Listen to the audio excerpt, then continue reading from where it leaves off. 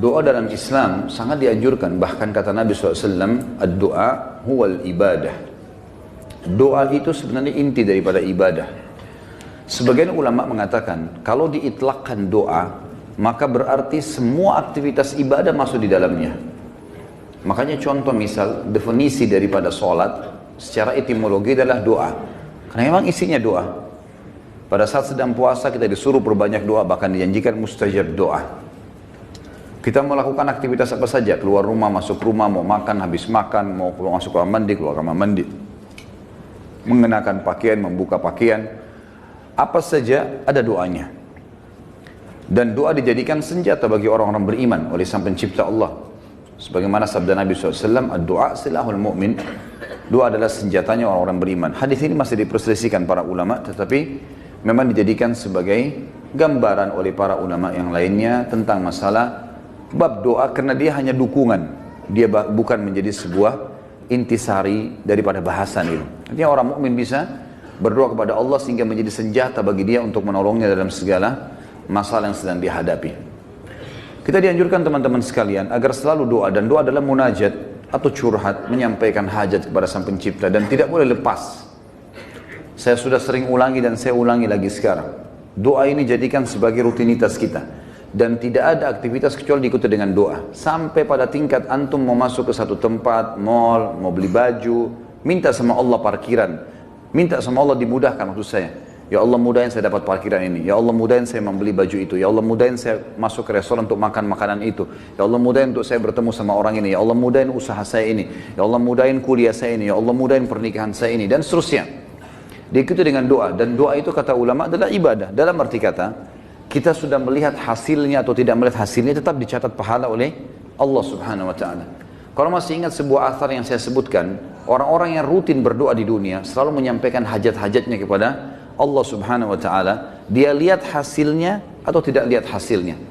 Maka orang-orang seperti ini yang belum melihat hasil dari doanya, seakan-akan bagi dia mungkin belum diijabah, maka dalam sebuah riwayat dikatakan akan datang orang-orang seperti ini hari kiamat diberikan pahala bergunung-gunung. Lalu mereka kaget, pahala dari mana ini? Bertanya pada para malaikat.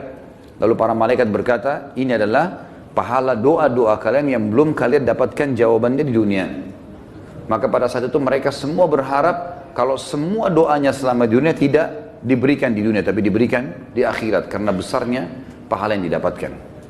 Kita dianjurkan untuk membaca doa-doa positif, dan selalu kita berpikir positif juga pada Allah, atau bersangka baik. Tidak ada doa yang dimulai teman-teman sekalian, baik dengan Rabbana, wahai Tuhanku dan penciptaku, atau Allahumma, ya Allah, atau apalah yang kita ucapkan, kecuali pasti sudah ada garis finishnya. Kalau kita sudah mulai start, kita sudah tahu pasti ada finishnya. Tinggal semua jawaban yang Allah kasih kepada kita, semua jawaban yang Allah kasih dari permintaan doa kita, itu mengikuti proses sistem atau sunnatullah yang telah Allah berikan kepada kita. Maksudnya ada prosesnya. Jadi kalau kita berdoa, berarti sudah ada garis finish. Tinggal mungkin seminggu, mungkin sebulan, mungkin setahun. Mungkin ada orang berdoa bertahun-tahun. Baru Allah SWT berikan kepada dia. Karena bobot dari permintaannya besar. Maka Allah SWT sesuaikan dengan sunnatullah atau sistem yang dia telah buat dalam kehidupan manusia itu sendiri. Nabi SAW sebaliknya teman-teman melarang kita berdoa, mengucapkan kalimat-kalimat yang berbau permohonan atau permintaan, sadar atau tidak sadar, yang buruk. Kata Nabi SAW dalam hadis Bukhari, janganlah seseorang di antara kalian mengucapkan kalimat doa, permintaan, atau munajat, atau penyampaian sesuatu kepada Sang Pencipta yang buruk, baik buat dirinya, baik buat keluarganya, baik buat hartanya, karena jangan sampai malaikat lewat dan mengiyakannya. Misal orang bertengkar suami istri, kemudian dia mengatakan, saya berharap tidak akan bersama sama kamu lagi. Dia nggak sadar kalimat ini bisa jadi doa, walaupun dia dalam kondisi emosi. Tidak boleh orang, saya pernah sampaikan kalau masalah anak-anak, kamu nakal sekali.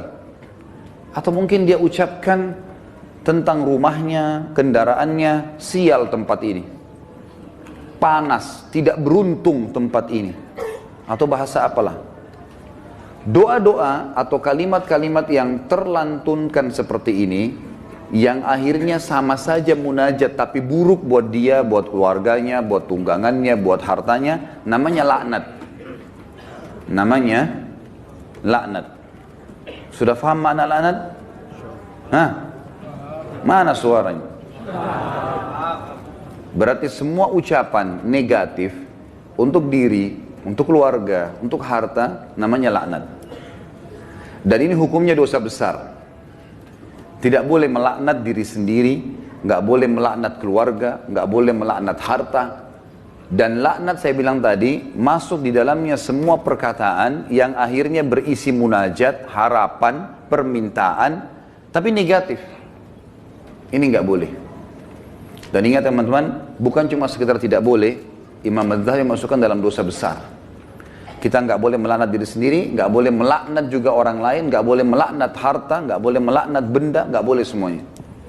Dan kita akan baca nanti ada hadis, ada seekor unta yang dilaknat oleh pemiliknya, maka Nabi SAW suruh penduduk Madinah Muslimin meninggalkan unta itu. Jangan ada yang sentuh lagi unta itu, karena sudah dilaknat oleh pemiliknya. Hanya karena pada saat pemiliknya nunggangi dia, kaki unta ini kesentuh batu, akhirnya dia hampir jatuh. Mungkin kalau kita naik mobil atau motor sekarang tiba-tiba ada yang ugal-ugalan lalu kita rem tiba-tiba. Kadang-kadang ada orang kalau kurang berzikir teman-teman, tidak biasa lisannya berzikir, yang keluar semua kata kotor nantinya. Tapi kalau orang biasa berzikir, oh subhanallah, Allahu Akbar, dia berzikir lain. Itu positif karena dia sudah terbiasa berzikir maka keluar kalimat itu. Atau tabrakan tiba-tiba, naudzubillah. Tapi kalau dia tidak biasa maka otomatis keluar kalimat-kalimat yang tidak baik. Dan itu bisa jadi doa buat dia atau buat orang lain. Nah kalau buruk berarti namanya laknat, dosa besar. Jelas ya? Ini judulnya. Judul dosa besar 39 adalah melaknat. Saya akan bacakan Imam Az-Zahabi mengangkat dalil-dalilnya teman-teman sekalian. Di antaranya adalah hadis riwayat Bukhari Muslim, hadis yang sangat ringkas, pendek, padat sekali. Dan sebagian ulama mengatakan dari hadis ini sudah cukup sebenarnya setiap mukmin punya pengontrol dalam bermuamalah dengan dirinya atau orang lain. Pendek sekali bunyinya, kata Nabi SAW, la'nul mu'mini kaqatlihi. Melaknat seorang mukmin adalah seperti dosa membunuhnya. Seperti dosa membunuhnya. Jadi kalau kita lagi jengkel sama seseorang, selama dia muslim, kalau kita ucapkan kalimat itu maka akan kena. Dalam sebuah hadis yang lain apa? Kalau seandainya ada orang melaknat orang lain, maka laknat itu akan naik ke langit. Kemudian tidak diterima di langit. Lalu Allah memerintahkan laknat itu, doa buruk tadi, kembali ke dunia. Kalau orang yang disebutkan padanya laknat berhak mendapatkannya, memang dia orang pelaku itu, maka akan kembali padanya. Tapi kalau tidak, maka akan kembali pada pengucapnya. Jadi pengucapan doa buruk bisa kembali kepada pengucapnya, kembali kepada kita, naudzubillah. Kecuali keadaannya teman-teman, memang kita dibolehkan melaknatnya secara syar'i, seperti orang melaknat iblis, melaknat atau mengutuk orang-orang kafir yang sengaja memerangi kaum muslimin. Seperti di kancah peperangan, ada orang kemudian menyerang muslimin dan menyakiti muslimin, lalu kita mengatakan semoga Allah membinasakannya. Sama kan laknat itu, tapi di sini babnya terbuka, pintunya terbuka, ya. Karena memang dibolehkan secara syar'i. Kalau orang hanya pelaku maksiat teman-teman, tidak boleh dilaknat. Apalagi kalau dasarnya orang ini orang mukmin yang tidak bermaksiat. Seperti pernah ada seorang yang berzina di zaman Nabi SAW lalu dirajam, dilempar batu. Lalu ada seorang sahabat berteriak mengatakan semoga Allah melaknatmu. Kenapa? Karena dia berzina. Dan memang nyata, kepergok, lagi dihukum. Berarti orang lagi buat maksiat kan? Sama kalau kita orang lagi mabuk misalnya, di pinggir jalan. Tetap nggak boleh dilaknat teman-teman. Lebih baik kita ucapkan apa? Jangan kita bilang semoga Allah binasakanmu. Mudah-mudahan mobilmu tabrakan. Nah, ini nggak boleh kita ucap. Ya Allah berikan hidayah. Karena pengucapan ini laknat tadi. Kalau tidak kembali ke dia dan memang tidak akan kembali ke orang-orang ini. Kecuali tadi yang saya bilang orang yang dikhususkan. Iblis, syaitan, ya, orang-orang kafir yang menyakiti muslimin, ada memang pintu-pintunya saja. Kalau tidak, cuma orang yang bermaksiat dari kaum muslimin tidak boleh. Apalagi dasarnya bukan orang bermaksiat.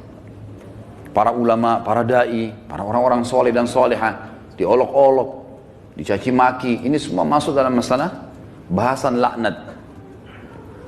Melaknat orang mukmin maka lebih berat atau bahkan sama dengan membunuhnya. Kita tahu membunuh dosa besar.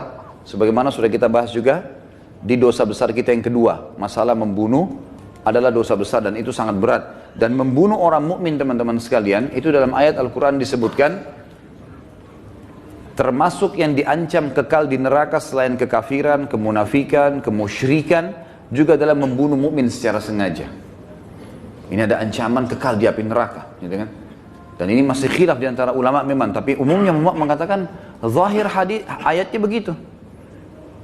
Wa may yaqtul mu'minan muta'ammidan fajaza'uhu jahannam khalidina fiha. Siapa yang bunuh orang mukmin, maka dia akan disiksa atau dikekalkan di dalam api neraka, ya. Itu ada di dosa besar nomor 2. Maka dia akan dimasukkan ke dalam api neraka dan dia akan kekal di dalamnya. Maaf, sebentar saya pastikan lagi.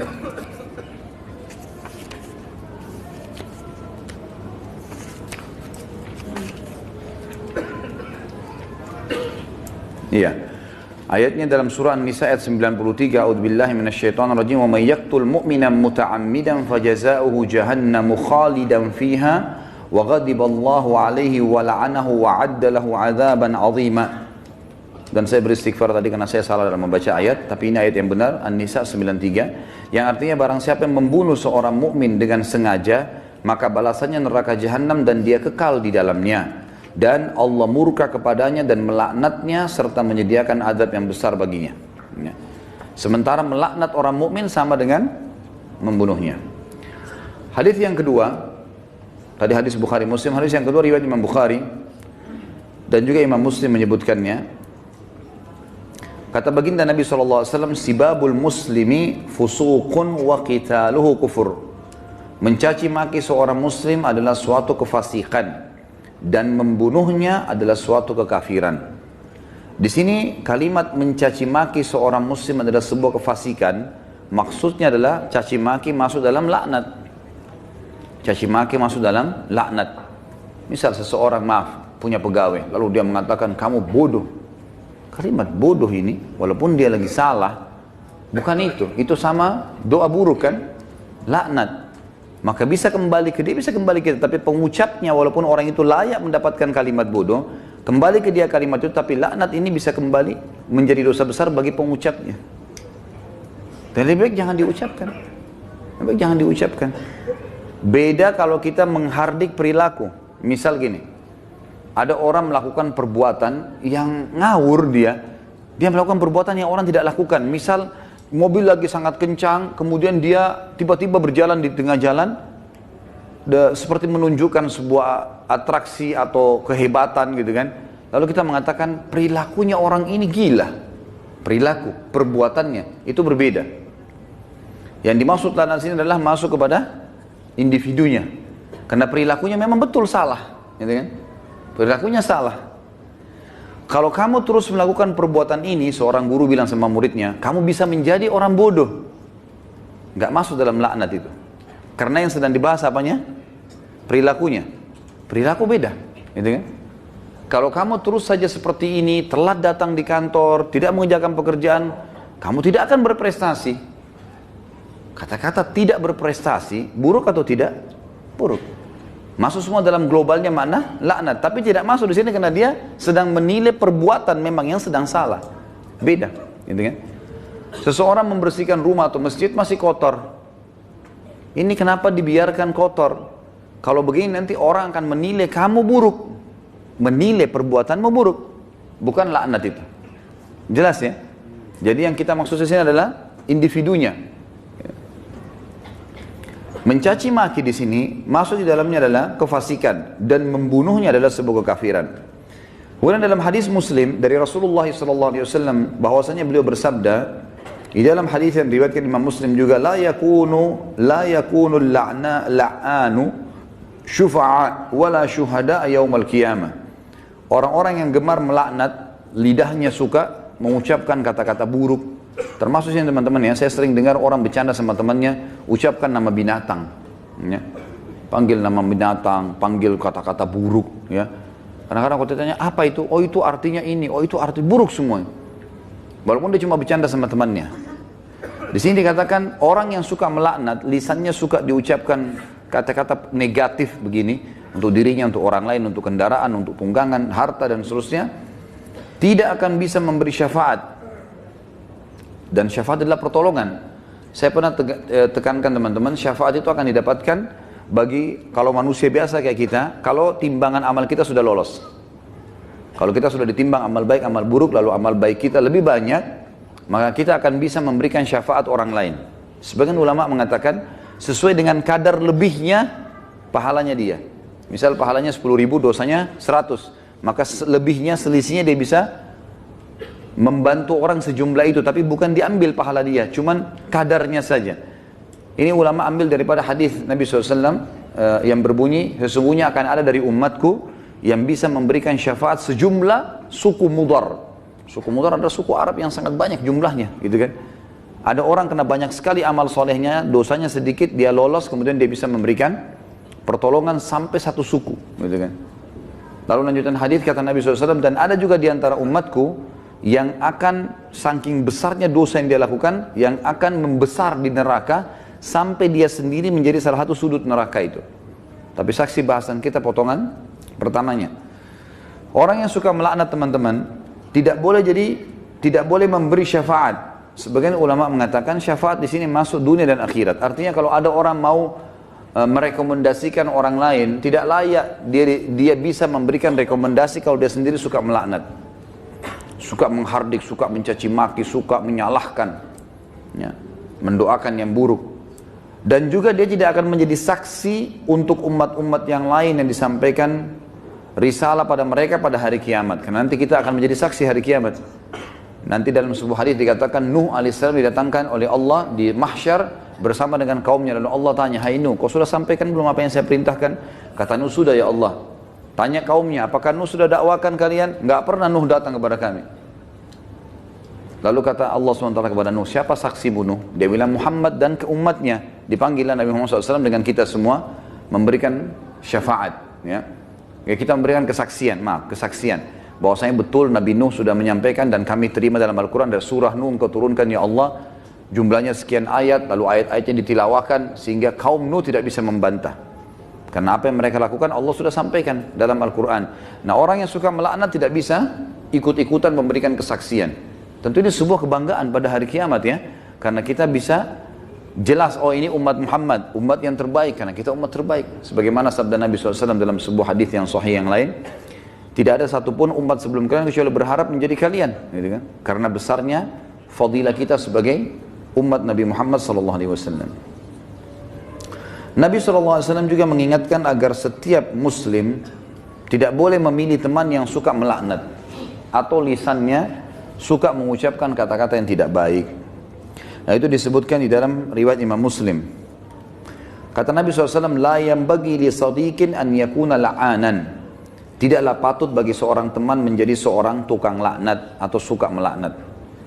Kita sudah tahu kalau kita ketemu kemudian dia suka mencaci maki atau ucapkan kalimat buruk buat dirinya kah, buat orang lain kah, gitu kan? Itu semua buruk. Ya, ini buruk teman-teman sekalian. Sama dengan yang saya lihat orang sering sebut di Jakarta lata, sembarangan ucap-ucapan. Dan ini saya, Allahu a'lam, saya pribadi melihat, mungkin saya salah ya, tapi saya melihat ini mungkin karena dibiasakan saja. Dianggap bahan bercandaan awalnya, lama-lama jadi kebiasaan dia. Lama-lama, karena ini kalau kita tanyakan di teman-teman medis mungkin tidak ada penyebabnya ini. Bukan orang yang gila. Jadi dia cuma karena menganggap lucu, dia anggap juga orang-orang anggap dia jadi lucu, jadi mengucapkan kata-kata yang tidak baik. Ini juga masuk.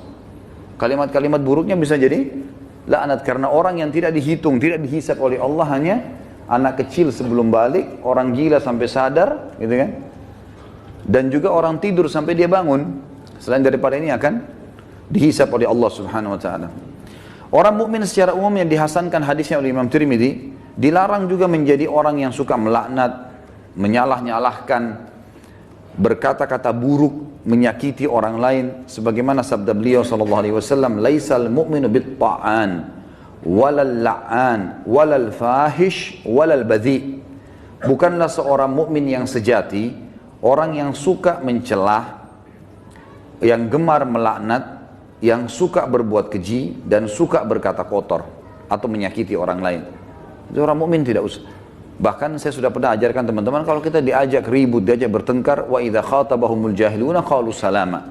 Kamu begini, kamu begitu. Sudahlah, tinggalkan saja. Enggak usah ikut-ikutan. Karena dua orang yang bertengkar, dua-duanya jadi jelek mukanya. Kenapa antum mau ikut-ikutan jadi jelek seperti dia? Karena kita manusia, ada emosi. Kalau lagi bertengkar dengan orang, tidak usah baca WA-nya, tidak usah baca SMS-nya. Tidak usah dilihat. Baca Al-Quran, berzikir kepada Allah, doain supaya dapat hidayah. Belum lihat, mungkin dia marah. Semoga Allah kasih hidayah. Selesai. Insya Allah Allah kasih kebaikan itu. Nanti Allah perbaiki. Gitu. Daripada ikut-ikutan. Ya. Karena dia buruk, kita buruk. Dia melaknat, kita bisa melaknat. Dua-duanya hanya kena keburukan. Dan kata Nabi SAW, kalau dua orang sedang bertengkar, maka laknat Allah turun kepada yang memulainya. Siapa yang memulai pertengkaran, dia yang dilaknat sama Allah. Jadi kalau laknat dari Allah melalui malaikat adalah diangkat berkah hidupnya. Kalau laknat kita, manusia kita mengucapkan, berarti kita berharap keburukan buat diri kita atau orang lain. Kalau dari malaikat, dari Allah itu diangkat berkah hidupnya. Kalau dua orang bertengkar, maka laknat Allah turun kepada orang yang memulainya.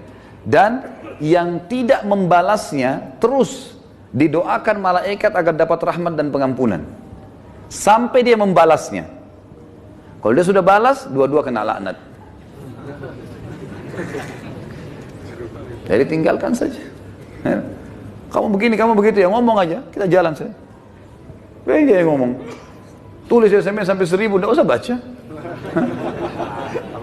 Tidak usah baca. Kita baca, wah dia begini, balas lagi, habis umur gitu. Untuk apa?